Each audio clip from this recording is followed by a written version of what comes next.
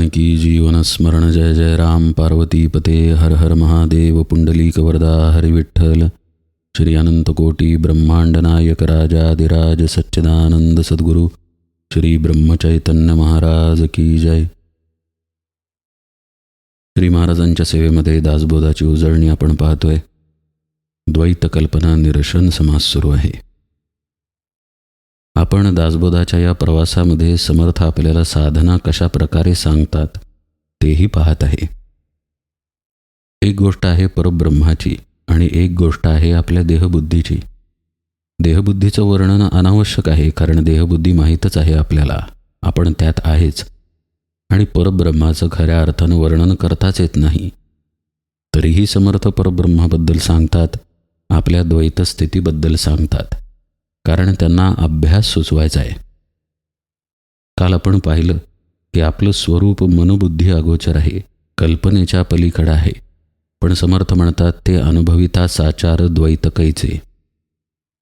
म्हणजे साधन मार्गानं जर गेलं तर हे लक्षात येईल की कसं मनोबुद्धी अगोचर आपलं अस्तित्व आहे, कसं कल्पनेच्या पलीकडं आपलं अस्तित्व आहे.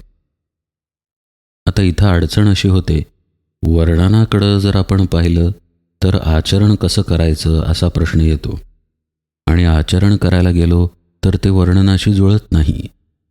म्हणजे काय तर पहा, परब्रह्माचं वर्णन आपण ऐकलं की ते मनाच्या पलीकडं आहे, रूपाच्या नामाच्या पलीकडं आहे, कल्पनेच्या पलीकडं आहे. आता हे वर्णन ऐकल्यानंतर ते करायचं कसं, तिथं जायचं कसं, ते व्हायचं कसं असे प्रश्न उपस्थित होतात. कारण आपण तर मनावरती आहे ना, आपल्यापाशी देहभाव आहे, आपल्यापाशी कल्पना आहे. त्यामुळं त्याच्या पलीकडच्या गोष्टीला प्राप्त व्हायला काय करायचं हा प्रश्न पडतो. बरं, काही करायला गेलं तर कुठल्या गोष्टींनी आपण करणार? देहानं, मनानं, बुद्धीनंच तर करणार. घरातून उठून गोंदवल्याला गेलो किंवा आपल्या सद्गुरूंच्या ठिकाणी गेलो तर देहाचा, मनाचाच वापर करून जाणार. सद्गुरूंच्या ठिकाणी गेलो, श्रवण घडत असेल तरीही देहाचा, मनाचा, बुद्धीचाच वापर करणार. साधनेला बसतानाही त्याचाच वापर होणार. पण या वापरामध्ये तर परब्रह्माचं वर्णन बसत नाही. म्हणून परब्रह्माचं वर्णन पाहिलं तर साधनेच्या आचाराबद्दल प्रश्न उपस्थित होतात, आणि साधनेचा आचार पाहिला तर तो परब्रह्माच्या वर्णनात बसत नाही. आता ही अडचण सोडवायची कशी, आणि नेमकं त्याच्याबद्दलचाच उपदेश समर्थांनी पुढे केलेला आहे. समर्थ म्हणतात, द्वैत पाहता ब्रह्म नसे, ब्रह्म पाहता द्वैत नासे, द्वैता द्वैत भासे कल्पनेसी.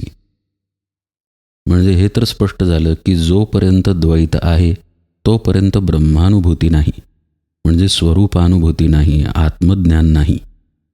आणि ब्रह्म जर पाहिलं म्हणजेच स्वरूपाचा जर अनुभव आला तर त्या ठिकाणी द्वैत नाही. आता इथं विपर्यास करायचा नाही समर्थांच्या शब्दांचा. म्हणजे समर्थ म्हणतायत ब्रह्म पाहता द्वैत नासे, तर मग त्यांनाच असं विचारायचं नाही की अहो तुम्हीच म्हणता ब्रह्माला पाहता येत नाही वेगळेपणानं, आणि इथं ब्रह्म पाहता द्वैत नासे म्हणताय. तर नीट समजून घ्यायला पाहिजे की इथं समर्थांना सांगायचं आहे की जिथं ब्रह्मानुभूती आहे, म्हणजे ब्रह्म तदाकारता आहे, स्वरूप स्थिती जिथं आहे तिथं द्वैत नाही. अनुभव वेगळ्या अर्थानं येतो ही गोष्ट मागे सांगून झालेली आहे. आता तो द्वैतातलाच भाग आहे, अगदी तुर्येपर्यंत. तिथून पुढचं समर्थ सांगतायत की तुर्या नाहीशी झाल्यानंतर साधक उन्मनावस्थेमध्ये ब्रह्म तदाकारता अनुभवतो. तिथे जर अनुभव घेणारा कोणी नाही आहे तर तिथं द्वैतही नाहीच आहे, ती खरी स्वरूप स्थिती आहे. तिथं द्वैत नाही आणि द्वैत आहे तिथं ब्रह्म म्हणजे स्वरूप स्थिती नाही. हे सांगून झाल्यानंतर समर्थ म्हणतात, द्वैता द्वैत भासे कल्पनेसी. जो काही द्वैताचा आणि अद्वैताचा अनुभव येतो तो मनाच्या पातळीवरतीच येतो. म्हणजे अद्वैतत्वसुद्धा जाणवू शकतं, पण तेही मन असेल तरच जाणवेल, आणि द्वैतामध्ये तर मन आहेच आहे. म्हणजे आपली जी अडचण झालेली आहे की साधना करायला गेल्यानंतर ज्या माध्यमांनी करायची ती माध्यमं परब्रह्माच्या वर्णनाला लागू पडत नाहीत, ती अडचण आता समर्थ सोडवत आहेत. ते म्हणतायत, कल्पना माया निवारी, कल्पना ब्रह्म थावरी, संशय धरी आणि वारी तेही कल्पना.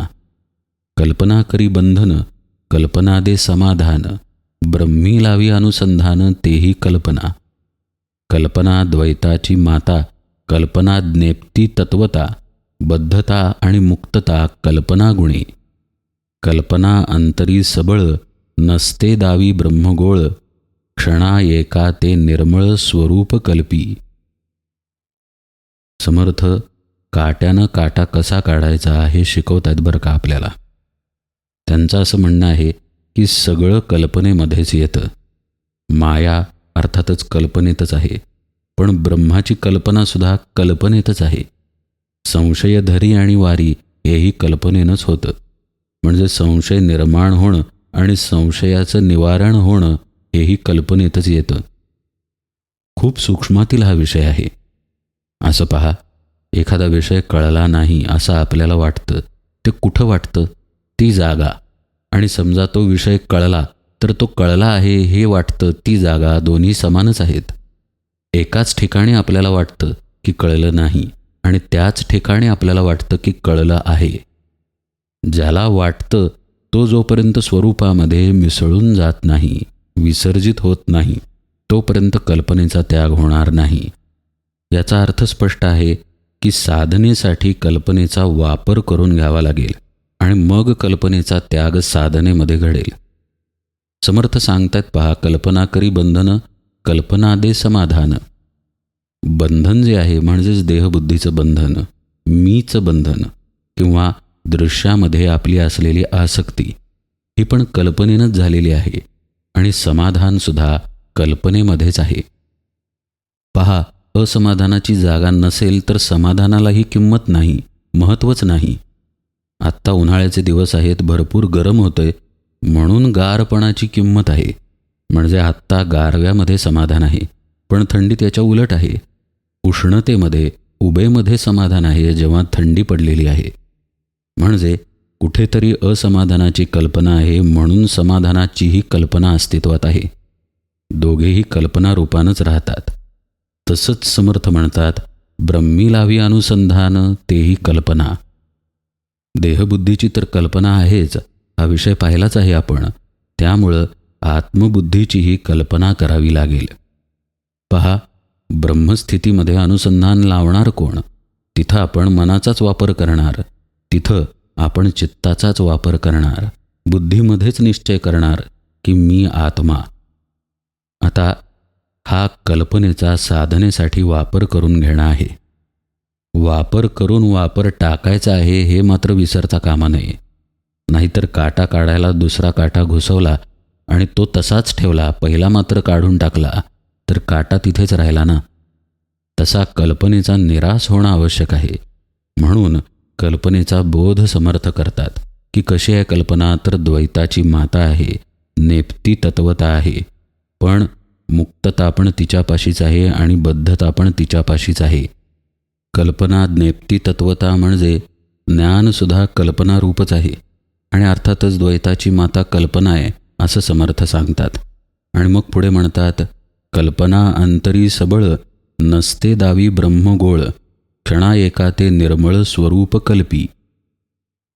मागं हा विषय आपण विस्तृतपणे पाहिला आहे की कसं निर्मळ आणि स्वच्छ पाण्यामध्ये आणि निस्तरंग पाण्यामध्ये प्रतिबिंबही अगदी अचल पडतं.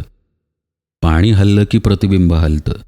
तसं अत्यंत शुद्ध मनामध्ये ब्रह्मानुभूती पडते, पण तीसुद्धा कल्पनेनंच भासमान होते. आणि अर्थातच द्वैताच्या तिथं कल्पना आहेच. म्हणजे पहा, वापर करू तसा वापर होणार आहे. कल्पना आहेच, पण आपण देहासक्तीचा अभ्यास केला तर देहासक्ती वाढत जाणार आहे आणि आपण आत्मानुसंधानाचा अभ्यास केला तर आत्मानुसंधान वाढत जाणार आहे. अभ्यास करणाऱ्या गोष्टी तशाच राहणार आहेत.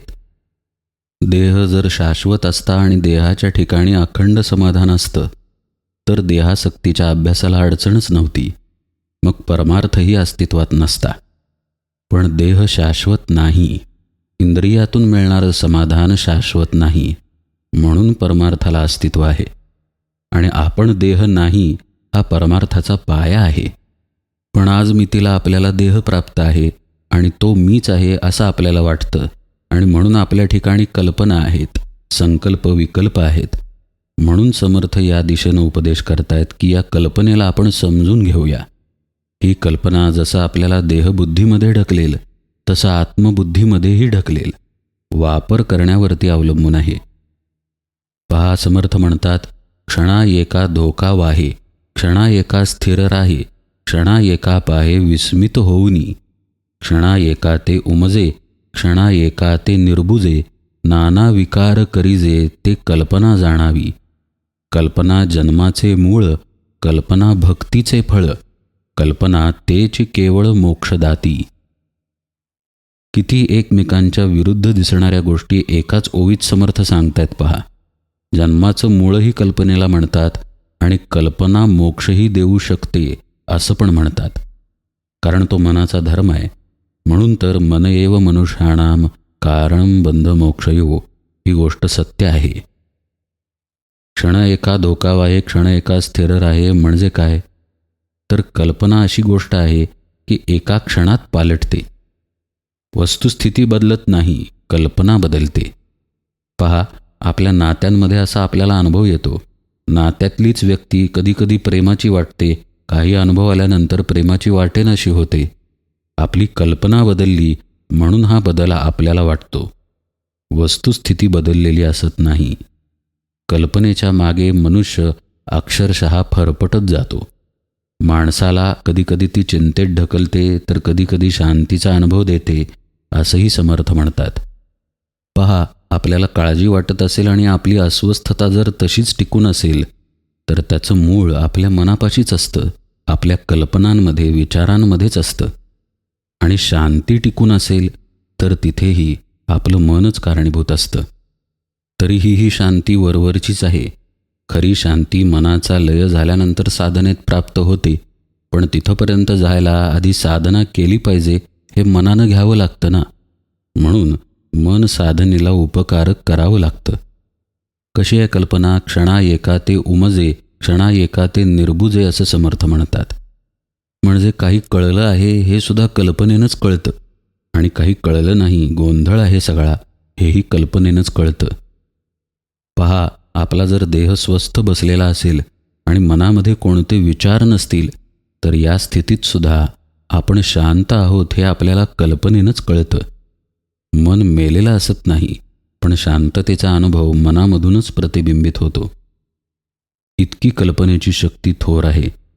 समर्थ म्हणतात, कल्पना जन्माचंही मूळ आहे आणि भक्तीचंही फळ आहे. पहा, एकमेकांच्या विरुद्ध असलेल्या गोष्टी.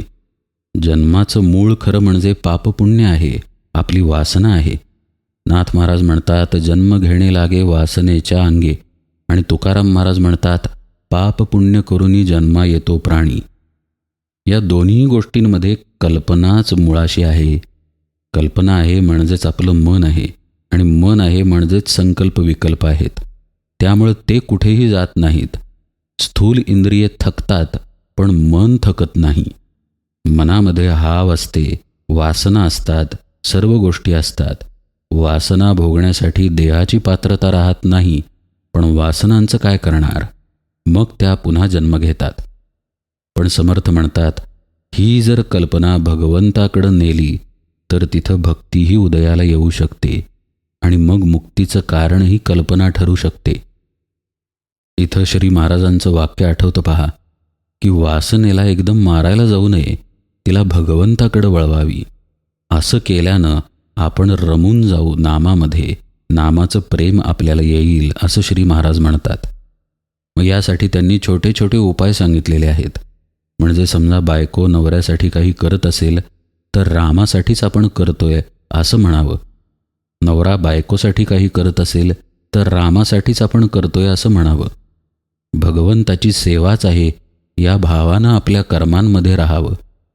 या सगळ्या युक्त्या आहेत की जेणेकरून आपण आपलं मन, आपलं चित्त भगवंताकडं वळवू.